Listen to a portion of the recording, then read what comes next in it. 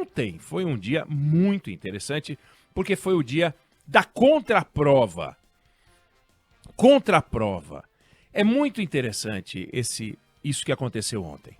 O presidente Lula demonstrou durante um bom tempo aí um desconforto muito grande com as críticas que ele recebeu por falar demais contra o Banco Central, contra a independência do Banco Central, contra o presidente do Banco Central, o Roberto Campos Neto.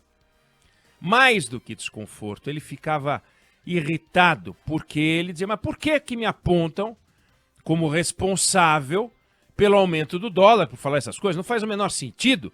Isso é um movimento especulativo, ele chegou a dizer. Justamente por causa desses comentários do BC, o dólar aumentava em relação ao real. Na verdade, o real desvalorizava em relação ao dólar.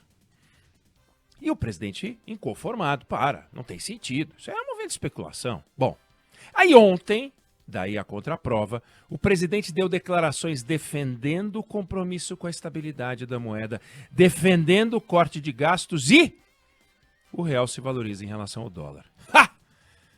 O dólar subiu quando ele bateu no Banco Central, o dólar caiu quando ele falou alguma coisa que parecia ser um compromisso claro dele com as tarefas que têm a ver sob o seu comando. Ajuste fiscal e responsabilidade sobre essas relações institucionais, defesa da moeda. Deixando de lado o Banco Central. Ou seja, ficou comprovado que aquilo que o presidente fala interfere no mercado e interfere muito. Veja só, a ministra do Planejamento, esquece os ministros que não são os da área econômica, né? O ministro da Agricultura pode falar alguma coisa e interferir no mercado, mexer no dólar, mexer na bolsa, se ele falar, olha, nós estamos com uma peste, nós estamos com uma doença qualquer no campo e tal. Mas tirando essas coisas que são objetivas, e aí qualquer um que informar vai interferir, mas a ministra do Planejamento, por exemplo, por mais que não tenha a relevância que o cargo já teve um dia, mas ela falando sobre o orçamento, por exemplo, não faremos nenhum tipo de ajuste fiscal, isso vai interferir no mercado. Ela falando sobre orçamento interfere no mercado. O ministro da Fazenda falando sobre qualquer assunto interfere sim no andamento do mercado, pode confirmar uma tendência, pode reverter uma tendência. Mas o presidente da República, hors concurso, não é que ele confirma ou reverte tendência. Ele é a tendência. Ele tem o poder de fabricar uma tendência. Daí porque as palavras do presidente e o silêncio do presidente são muito valiosos. Ainda que ele fale o que pensa, o presidente tem poder demais para soltar o verbo sem pensar nos efeitos. Contra a prova, foi ontem. Falou algo que fazia sentido e era compatível com o cargo dele, aquilo que se espera do cargo dele, acalmou a praça. Isso é um fato da vida. Pode ficar indignado, pode não ficar indignado, não interessa, é um fato da vida, é assim que as coisas funcionam. Esse efeito de sobe e desce serve de referência para aquilo que vai acontecer de muito importante daqui para frente. Precisamos brigar pelo ajuste fiscal, precisamos conseguir reduzir custos do governo e vai ter, e não falta muito, nós estamos em julho, no final do ano, a troca de presidente do Banco Central. Então vai tirar o Roberto Campos Neto, quer dizer, vai tirar não, vence o mandato do Campos Neto e vai entrar um novo presidente. Com que compromisso? O presidente da República vai indicar o novo presidente do Banco Central. O que ele vai falar sobre essa indicação? Né? O que o Senado, como é que vai ser a sabatina do Senado? Quais vão ser os compromissos do futuro presidente do Banco Central com a estabilidade da moeda? O Brasil não tem uma boa tradição nessa área sem independência. Independência não é algo que é essencial para a estabilidade da moeda. Mas no Brasil, olha, o Brasil foi um dos últimos países do mundo a ter um banco central. Antes de ter o Banco Central, ele tinha uma superintendência que ficava debaixo da guarda do Ministério da Fazenda, chamada SUMOC. Aí, em 65, tomou posse o primeiro presidente do Banco Central, Se é 65, 58 anos, né? 58 anos, 59 anos. E nesse período a gente teve 31 nomeações para o cargo de presidente do Banco Central. 31 nomeações. É muito tempo. 31 nomeações, incluindo os interinos. Quase 60 anos de Banco Central, né? 59 anos de Banco Central, 31 nomeações. Dá um tempo médio de permanência de 1 ano e 10 meses, menos de 2 anos.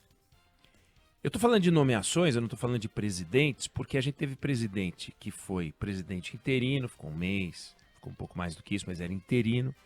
E a gente teve presidente que ocupou a presidência mais de uma vez.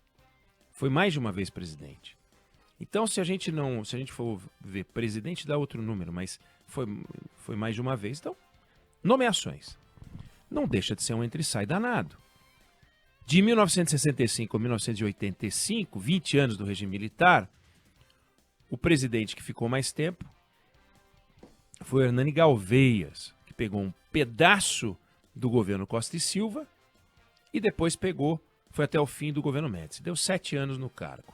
Aí ele voltaria para mais alguns meses, 5 meses, num pedacinho da gestão do João Figueiredo, o último presidente militar do Brasil. Aí quando acontece a redemocratização, de 85 para cá, aí começou uma loucura. Presidente Sarney, 5 anos de mandato, 6 presidentes do Banco Central. 5 anos de mandato, 6 presidentes do Banco Central. Como se vê, não dá um ano. Fernando Collor, 2 anos e 8 meses de mandato, 2 presidentes do Banco Central. Itamar Franco, 2 anos e pouquinho de mandato, 4 presidentes do Banco Central. 4 nomeações, né? Porque o Gustavo Franco ocupou interinamente no final do governo Itamar para depois voltar no governo Fernando Henrique como presidente. Esse é um dos exemplos que eu citei. Fernando Henrique, 8 anos de presidência, 5 presidentes do Banco Central. Quando chega Lula, aí a gente tem um presidente que fica um tempão.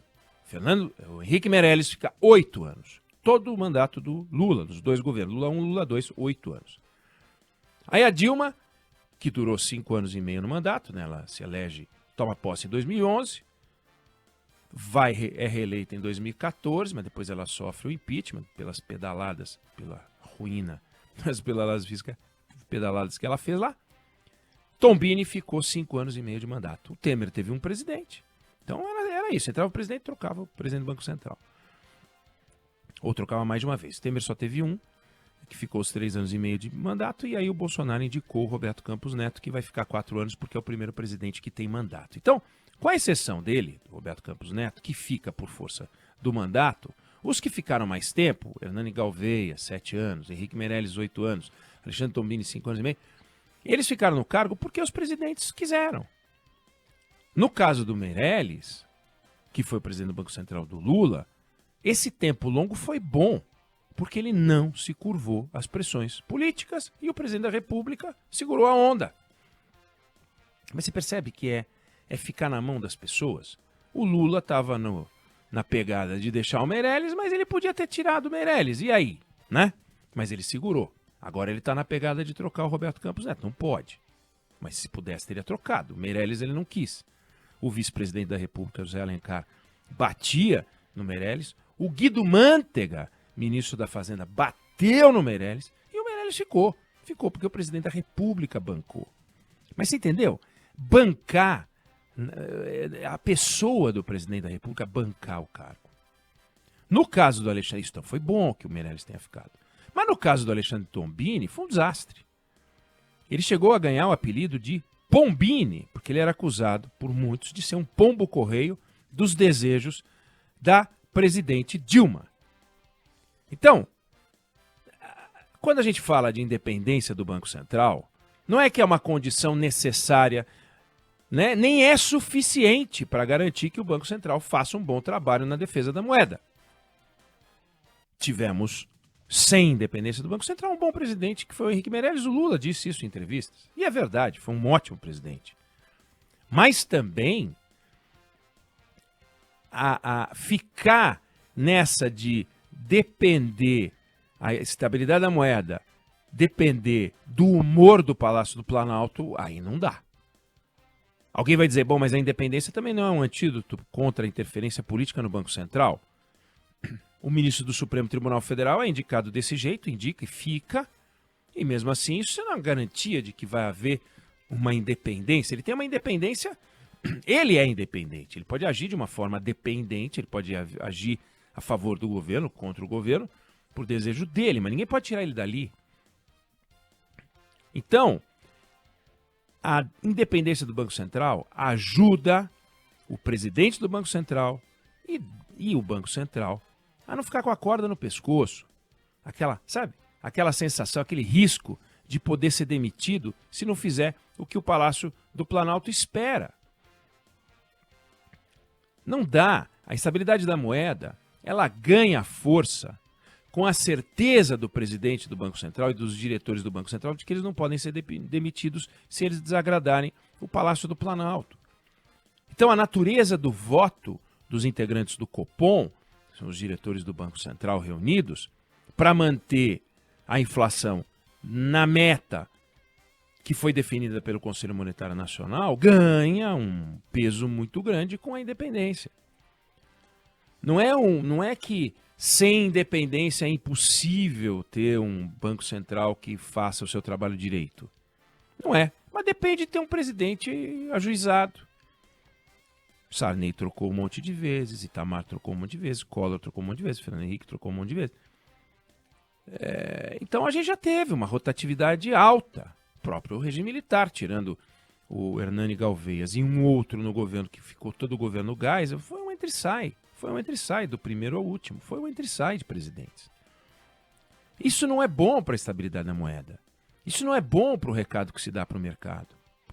O mercado, o chamado mercado financeiro, ele precisa temer a autoridade monetária e saber que a autoridade monetária é uma autoridade monetária, não é um pau mandado do presidente da República. Porque o presidente da República, aquilo que é bom para o presidente da República, aquilo que é bom para os políticos, nem sempre é o melhor para a sociedade no longo prazo. A sociedade no longo prazo precisa de crescimento sustentável e precisa de estabilidade. O crescimento sustentável pode se dar através de um não crescimento no curto prazo. E isso pode ser melhor para a sociedade vista no longo prazo. Que presidente que quer isso? O presidente quer crescimento já. Estabilidade aí a gente vê.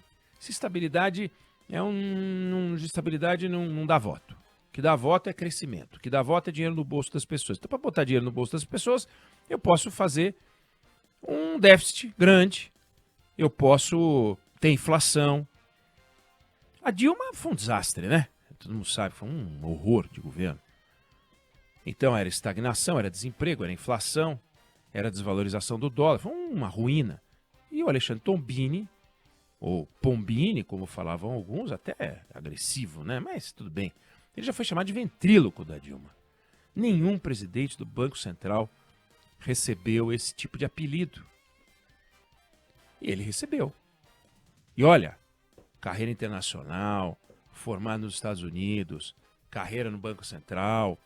Mas quando assumiu a presidência do Banco Central, numa das reuniões do Banco Central, na véspera, foi se encontrar com o presidente da República. Sabe, usos e costumes. É um período de silêncio, não está em lei, mas é um período de silêncio. Ninguém fala. Aí ele vai falar com a Dilma. Aí ele pega na véspera do anúncio, isso foi em janeiro de 2016, na véspera, ele vai lá e puxa e informa que tem um relatório do FMI dizendo que a economia brasileira não está indo bem e anuncia isso para o mercado, quando eles deviam ficar quietos. E ele não ficava. Então, é fundamental que, com o medinho de perder emprego, o medinho de perder emprego, ele é inimigo da estabilidade. Sabe, aquela pessoa que pode ser demitida a qualquer momento tende a fazer o que é necessário para permanecer no cargo.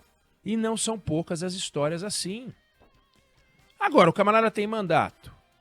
Ele faz o que ele acha certo. Ah, mas então o que ele acha certo é o certo? Não. É o que ele acha certo. Razão pela qual a sabatina do Senado tem que ser severa. Porque quem eles colocarem lá vai ficar 4 anos. Não importa que o presidente da República entenda que os 4 anos dele, porque foi eleito, valem mais do que os 4 anos do presidente do Banco Central ou do mandato das agências reguladoras. Então, só para ficar claro aqui que é um valor a estabilidade da moeda, é a estabilidade do cargo. É indissociável. Essa sensação de estabilidade, né? Que o Lula deu para o Meirelles porque estava naquele momento, mas hoje não daria para o presidente do Banco Central, o Roberto Campos, que ele esculhamba. Então ele teria demitido. Plá! E isso é bom ou isso é ruim? Entendeu?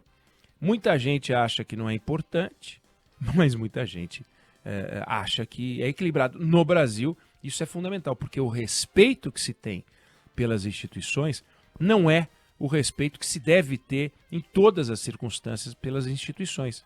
A gente viu no governo Bolsonaro a quantidade de ataques que ele fazia ao Supremo Tribunal Federal. Imagina se ele pudesse trocar os ministros do Supremo. Demitiu Alexandre de Moraes, né? Ele não teria demitido Alexandre de Moraes? Então, não é aqui defendendo Alexandre de Moraes, não. O Alexandre de Moraes vai se defender. O problema é dele, né? Mas imagina se o presidente da República pudesse demitir o ministro do Supremo Tribunal Federal, pudesse demitir o presidente do Banco Central. O Brasil ia ser mais instável. Já é instável, já é inseguro.